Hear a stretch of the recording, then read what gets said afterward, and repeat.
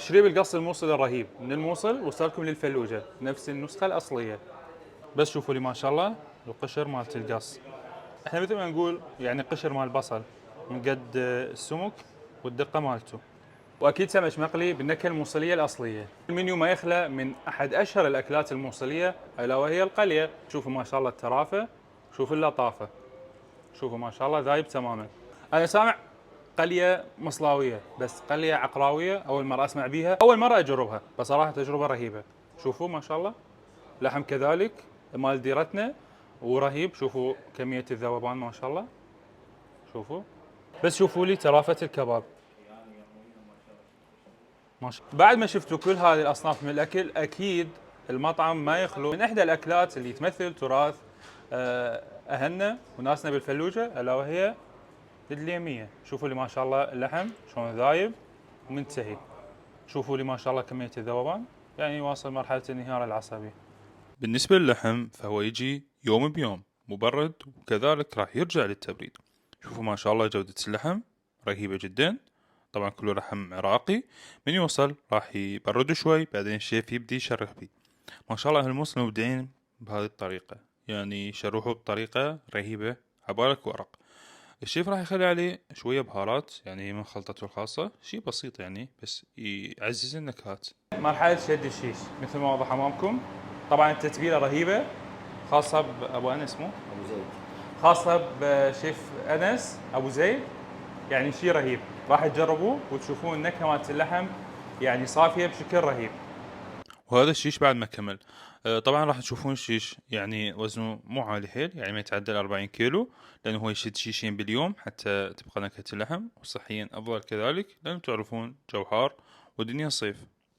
حاليا نص المطبخ بالمكان اللي تنطبخ فيه القلية المصلاوية. تعالوا شوفوا شلون تنطبخ. وهذه القلية مثل ما تشوفون، شوفون ما شاء الله كمية اللحم، شوفوها شلون شيء رهيب. هاي تسوي خلوها على النار، بعد شوية راح تستوي، راح نقدمها لكم ان شاء الله. بالنسبة للقوزي مثل ما واضح امامكم، اللحمة تقريبا 600 غرام واكثر. توابل مالت الموصل، شيء رهيب من الاخير. شوفوا ما شاء الله. طبعا سمك فريش حي يطلع امامكم يتقطع ويتقلى. شوفوا وزنها تقريبا 3 إلى 4 كيلوات، رهيبة.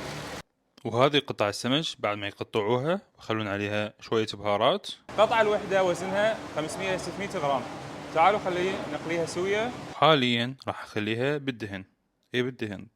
ابو السمك يقول انا ما اقلي بالزيت، الاسطى مال السمك يقول اقلي بالدهن لانه ينطي نكهة احلى، وطريقة الاستواء تكون الطف وينطي لون احلى.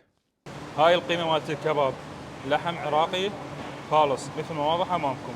وبالنسبة للتكة، هاي التكة أمامكم كذلك لحم خالص. بالنسبة للتمن فاكو تقريبا 4 أنواع تمن: برياني، الأحمر، والأبيض، والمندي، وأكيد شعرية. وهاي حبشكلات اللي يصير فوق الثريد، اللوز والجوز والكشمش. التشريب اللي راح يجي لكم مع القص مزيج عجيب من النكهات والخضار، حقيقة شيء بديع. شوفوا، قرب شوي، قرب شوي، شوفوا ما شاء الله.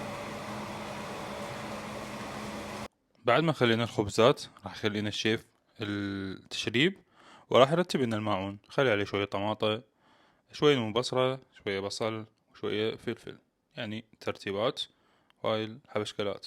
بعدين راح نبي ننزل. شوفوا ما شاء الله على القشور اللي تنزل، حقيقة شي بديع.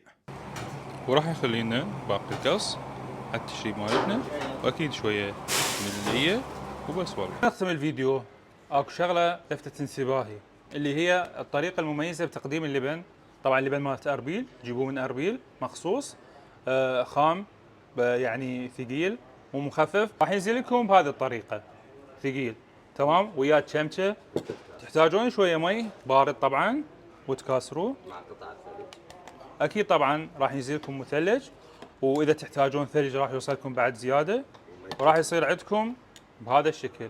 ينزل مجانا مع كل طلب. وهيك تكون خلصت السفرة مالتنا. حتى ما نسيت تنزلكم 4 أنواع مرق: طرشانة وفاصوليا وبامية وبتبسي. شوف ما شاء الله الأناقة واللطافة والترتيب، يعني حرفيا خلقة وأخلاق. ومن تخلصون اكيد لازم تختموها بالشاي العراقي المهيل. وبس هيك كنا اليوم قصر نينوى. وين العنوان؟ شارع العام مقابل قيم مقامية.